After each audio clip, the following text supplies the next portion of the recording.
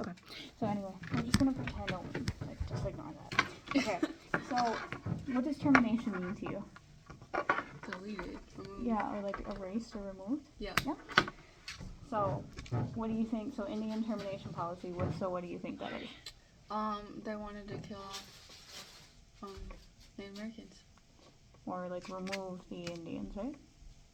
I guess. Because we don't know if they killed them yet, right? Well, they did. I said they wanted to. Okay. Okay. So we're gonna kind of like pick out key pieces of this policy, okay?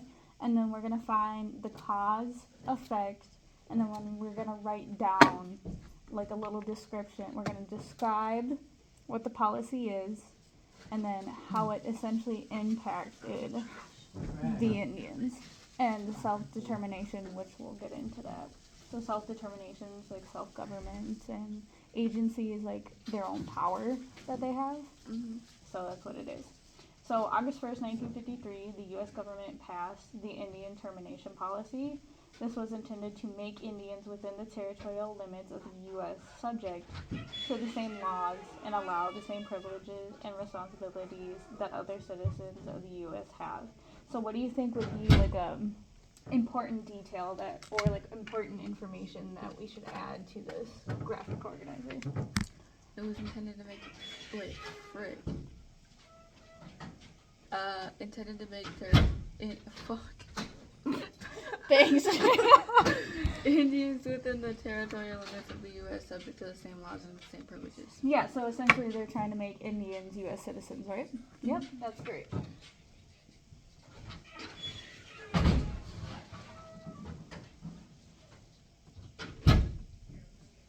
Okay. I was looking at the school page yesterday or last night and accidentally found his TikTok. So this policy was meant to end their status as a community of the U.S. This allowed them all rights and authority to be connected with American citizenship.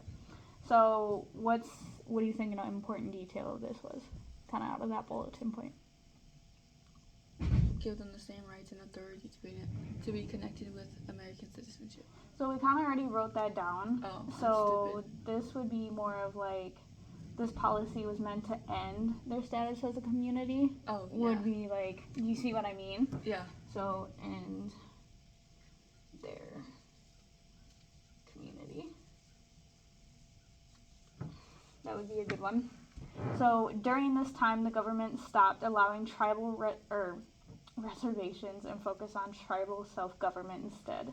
So, as you see here, I kind of bolded. Yeah, thicken them because this is important, right? Yeah. So, because they stopped allowing tribal reservations, right? Which is where they live. Yeah. And then, self-government. They wanted to focus more on their self-government instead. But if they're making, like, their, like, pretty much, like, if they're going to terminate them, then pretty much their self-government was based on what the U.S. wanted, right? So reservations have gone to shit. Have they?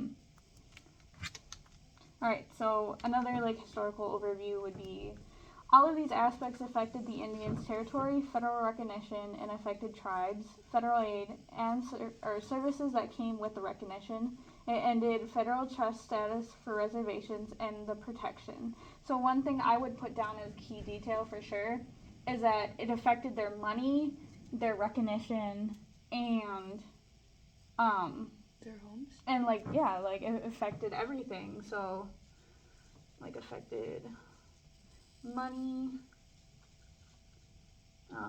protection for sure. Yeah. And then like their recognition would be like, okay, just kind of like how you explained to me like your reservation that you were on. Oh, yeah. So that has like a recognition to it.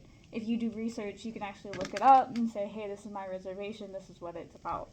So obviously if that's, taken away, well, so is all their money, their protection, everything. So it's from 1953 until 1970, Congress began 60 separate termination proceedings against American Indian tribes, and over 3 million acres of tribal land were let go as a result. What the flip? I know, right? So they let go. So, they made all these Indians, U.S. citizens, and they took all away, like, their money, protection, recognition. So they had no money left, so they couldn't afford the land. So they just sold that land for money, because that's all they wanted. And then it says, although the Nixon administration rejected termination in 1970 and shifted federal Indian policy towards self-determination, so self-determination is like their own government. And that's what we want to remember that, because that's going to be in our description. The effect of termination was never less devastating for many tribes. So, like, even though this happened in this is like 1953, and then Nixon came into office in 1970 and, took this policy away. I mean, it was still devastating because all their land was poof, gone. Poof. So, what I put down for the cause, so we're going to focus on the cause and effect, and then we're going to go into the description, which if you want, like, during the legitimate, thing, I'm going to have this if you want. If this is going to help you, focus better. Probably. Okay. So, essentially, this is, I'm just going to teach you how to do this, and then we're going to go into guided. Anyway, so the cause is the U.S. government passed the Indian termination policy, and then this was intended to make Indians within the territorial limits of the United States, so U.S. citizens, and this subject Indians to the same laws and entitled Indians to the same privileges and responsibilities as are applicable to other citizens of the United States, and this as a territory of the United States. So again, it's kind of like repeating. They wanted Indians to be U.S. citizens because they didn't want them to be their own community. Yeah. And so we talked about the effects already. So the effects, they no longer had their own territory. It was all sold off. No federal recognition, no federal aid to help them, no protection, and then ended federal trust status for reservations and the protection, like I said. So now we're going to go into description. So we're going to explain the impact or effect on what this had. So I said the Indian termination policy was to make Indians turn into U.S. citizens and leave their tribes, trusts, and their agency behind. Remember, so agency is their power that they have. This impacted them because it made them lose their territory, the recognition of their territory, trust funds, and federal aid. After Nixon was able to terminate this policy, that is when the Indians were able to work on their self-determination, which is their own government, their own agency. So do you see how that, the cause and effect connected to explaining this? Describing the policy and then how, it impacted their self-determination, because they took away their government and they took away all their territory and all their money and protection, so they could not have their own government, right? Okay. So this is what you and I are going to do a little bit more. I'm going to give you a little bit more reign on what, you can, I'm going to, kind of put this on you, but we're going to do it together. So we're going to focus on the assimilation policy. So, again, we're going to make kind of a graphic organizer. Can you hand me that, Ray, please? Type of thing. And we're going to kind of just focus on the ideas or the details that are going to help us with the cause, how to find the cause, the effect, and then the description, right? So this is, so we're going to put, What the flip? so assimilation policy. I know, I'm sorry, this sucks. You're a really good teacher. Oh, thank you. So, obviously we're going to go with an overview again. So, assimilation policy is when the treaty, what does assimilation mean? It is the blending. So we're going to start blending something in here.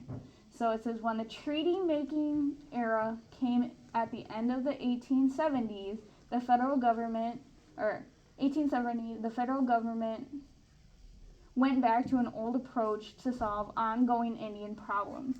So we're going to look at that bulletin point. You see that I kind of bolded some important information, but what do you think is like an important like fact in that information? They took an old approach. Yep, and that old approach. Yep. So old approach. So, but what was that old approach going to solve? Ongoing Indian problems. Yep.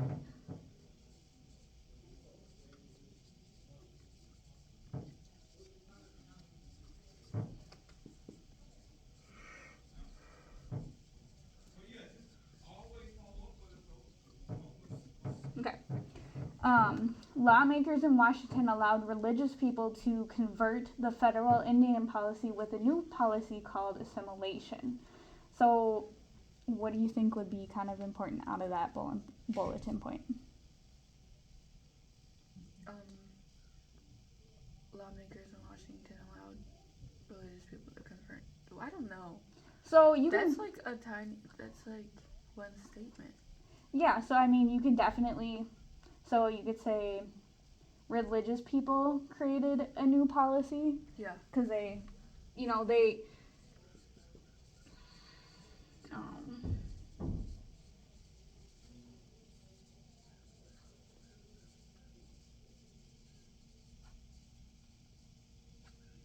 Dang, I have to look something up now.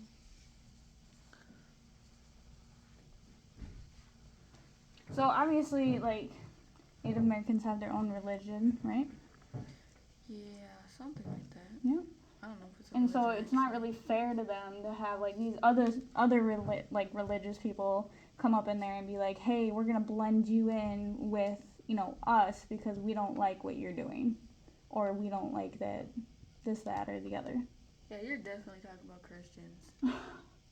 So this policy was based on the theory that one could kill the Indian and save the man. So what would you kind of assume by that saying, kill the Indian and save the man? Like, I want to know your perception of it. Like, pretty much what it says, right? Yeah. So, pretty much that I feel the same way about this. But it says, by making this policy, it forced the Indians to blend in with mainstream society. And mainstream equals accepted society. So, like, our societal views, right? Mm-hmm.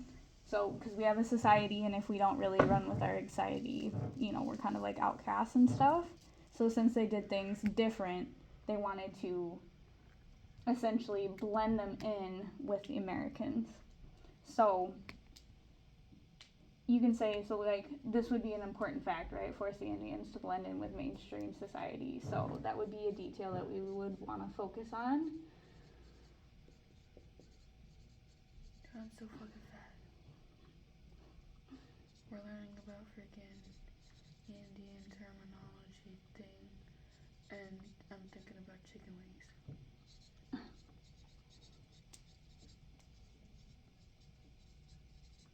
Okay, now we're going to keep continuing. So it says, Indian children were abducted from their homes and brought to Charleston Indian School in hopes of killing the Indian to save the man. Remember, the phrase killing the Indian to save the man is used to explain assimilation policy. If we go back, assimilation means blending. So we're trying to blend them into our society.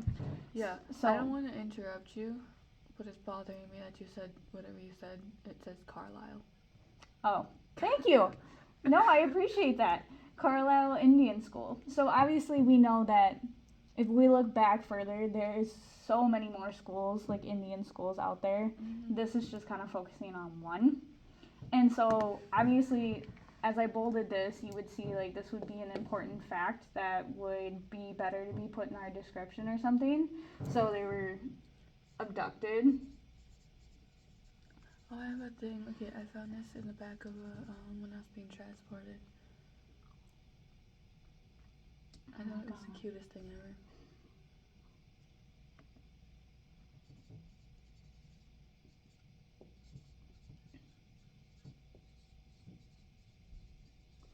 right? So the Indian children that were abducted and were put in these schools were then, or in the school where they were killed, or that the children ran away and never heard of again. So that would be like an important detail, right? Mm-hmm. Is because obviously, okay, they were put in these schools. What happened to these kids? We have no idea if they were actually blended or what happened to them. So now that we know. So by killing the Indians and sending the Indian children to school, failed to accomplish the desire to end assimilation. So I want to ask you, what is assimilation? Do you remember? Blending. Yep. So obviously, if these kids are dying and or they're running away, well, they're not getting blended into society. Like, this is all backfiring on them. So that's like failing what the assimilation policy is. Yeah. I want to watch a movie on this. There's actually a video that is, there's a one of, in the beginning of this lesson there is a video and it explains a little bit, but you could probably find some other ones. Okay. So assimilation would be the hallmark of federal Indian policy until the Nixon administration denounced or got rid of it as a barbaric and sponsored the Indian Self-Determination Act of 1972. So obviously, okay, they got rid of it. So now the Indians, again, are gonna focus on their self-government because Nixon saved them to focus on their own government and their own agency. So I want you to think back on these, like, details. What do you think the cause, like, why did they make this policy? Because I wanted to get rid of the Indians. Well, not really get rid of them, like, blend them in with the white people. Yes. So, like, they wanted to use the old approach to solve an ongoing Indian problem, and they did this by wanting to blend into the mainstream society. Yes. Good job. And the effect, like, what were some effects of it? Kids died and ran away. Yep, kids were abducted from their homes, and they're put in schools, and then some of them died, and then other of them, like, ran away, and then, like, they were taken from their family, which is pretty, like, traumatic, isn't it? But this also forced the Indians to blend in to the accepted society is another one, because they're like, nope, you can't be in your own society, you know, I'm going to push you into Did ours. they try to take away ICWA? Who is Igwa? It's, fuck, I have to search up what the thing of it is, but it's like, it's something for native kids or something. Okay. And, it was actually really recently, and also when our people go missing, they don't look for us. Oh, that's really sad. Like, yeah. It's Indian Child Welfare Act. Okay. A federal law that governs the removal and out-of-home placement of American Indian children. Oh, wow. Yeah, they tried to take that away. Of course they did. They seem like they try to take away a lot of these things for Native Americans or Indians, right? Mm-hmm. All right.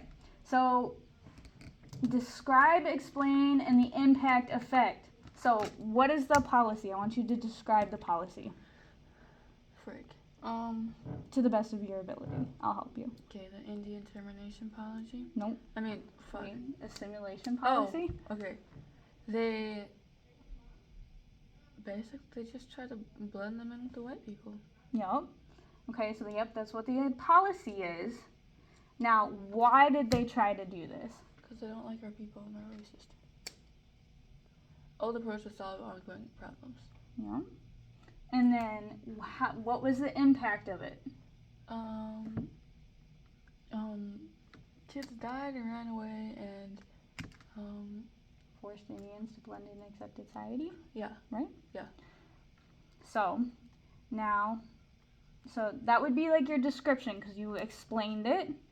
And so the impact really, in which I didn't really focus on this much, is, so how did this impact their, like, self-government? It pretty much, like, ruined it. Yeah. Like, they didn't focus on it because kids were dying. They were forced into the Indian, or, like, into accepted society until Nixon came along and made the self-determination policy, right? Mm-hmm. And so, and we're not going to do this right now, but pretty much what I'm going to want you to do for your, it's kind of like, it's sort of like an unguided practice to see if you really understand what I'm trying to teach you.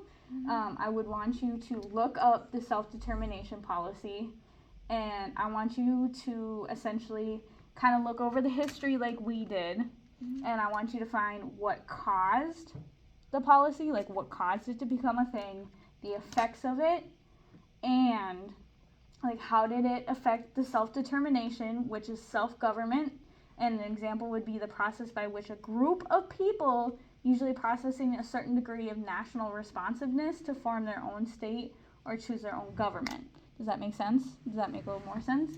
I'm so happy you're doing this lesson on Native Americans because I only went to one school that they did a lesson on Native Americans and he taught it wrong.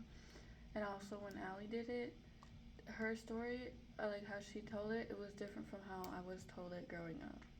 Yep, so it seems like, from at least the history that I read, a lot of people have like different takes on this.